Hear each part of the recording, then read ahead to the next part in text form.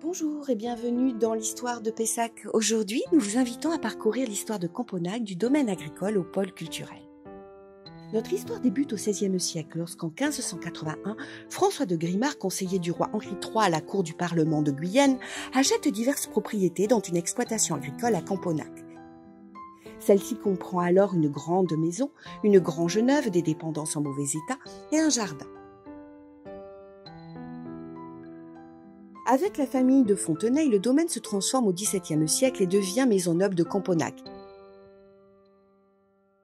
Un vignoble est planté, l'élevage de vaches et de brebis se développe et un pavillon abritant une chapelle est accolé à la maison principale.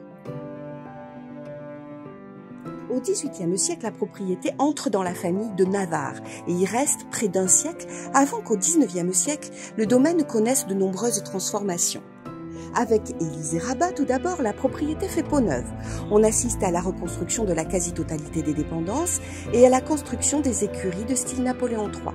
La maison principale est agrandie sur le modèle des chartreuses très en vogue à l'époque et se voit dotée d'un étage surmonté de comblés et d'un toit en ardoise.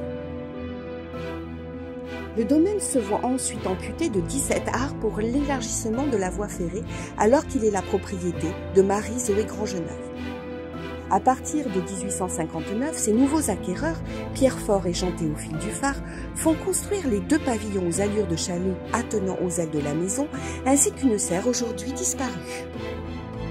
Enfin, avec Frédéric Eschenauer, qui en devient le propriétaire en 1876, le vignoble est replanté et contribue à la prospérité du négoce familial.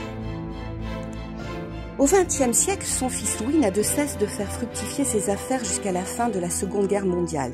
Le domaine va alors progressivement décliner et au décès de Louis puis de son épouse, la maison principale n'est plus habitée, les pavillons et dépendances aménagés en logements sont loués et la plupart des terres sont vendues à la fin des années 60 pour permettre la construction de résidences.